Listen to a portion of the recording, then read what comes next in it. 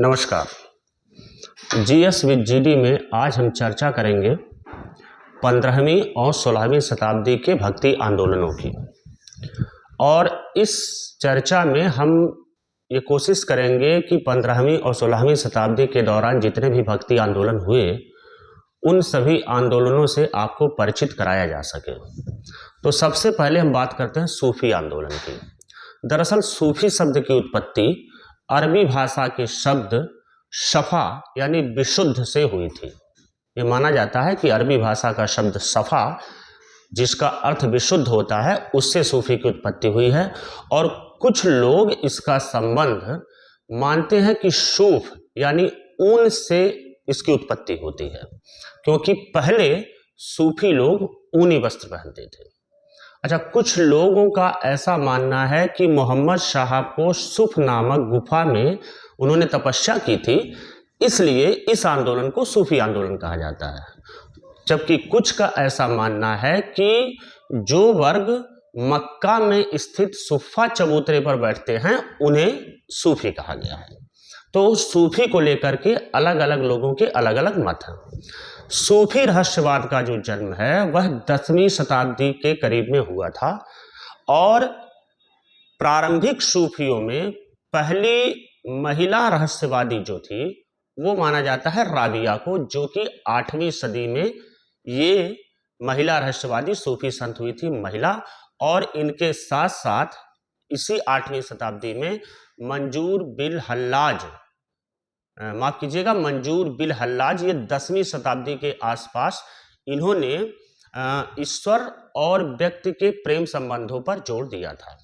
मंजूर हल्लाज अपने को ये मानते थे कि मैं अनलहक हूँ। अनलहक यानी कि मैं ईश्वर हूँ, और मैं ईश्वर हूँ ऐसा घोषित करने वाले मंजूर हल्लाज यह पहले सूफी शासक थे या पहले सूफी साधक थे। सूफियों ने परमात्मा को प्रियतम कहा और आत्मा को प्रियतमा। सूफियों का ये मानना था कि परमात्मा प्रियतम है और आत्मा प्रियतमा है, और प्रेम संगीत द्वारा ईश्वर को प्राप्त करने में सूफियों ने अपना विश्वास जमाया कि प्रेम संबोधन द्वारा ईश्वर की प्राप्ति हो सकती है। भक्ति आंदोलन का मतलब ईश्वर से प्रेम करना ही है। सूफी साधकों ने परमात्मा तक पहुंचने के लिए जो साधन बताए वह उनका ये मानना था कि अगर आप परमात्मा तक पहुंचना चाहते हैं तो आपको 10 चीज़ों से होकर के गुजरना पड़ेगा। आपको ध्यान होगा कि बौद्ध धर्म में भी ये बताया गया है कि किन 10 चीज़ों से व्यक्ति का त्याग करने के बाद व्यक्ति परमात्मा को प्राप्त कर सकता है।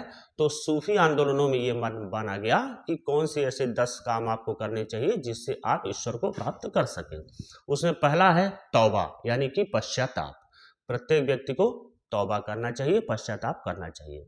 दूसरा है बजा यानी कि संयम। तीसरा है तवाकुल यानी कि ये माना जाए कि प्रत्येक व्यक्ति को एक मन में प्रतिज्ञा रखनी चाहिए, तवाकुल रखना चाहिए। चौथा है जुहद यानी कि भक्ति।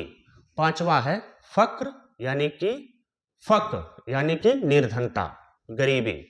छठा है सब्र यानी कि संतोष। सातवां है रिजा यानी आत्मसमर्पण। आठवां है शुक्र यानी आभार।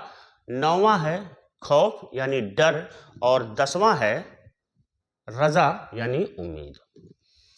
तो सूफियों का ये मानना है कि प्रत्येक व्यक्ति को इन 10 चरणों से होकर के गुजरना चाहिए।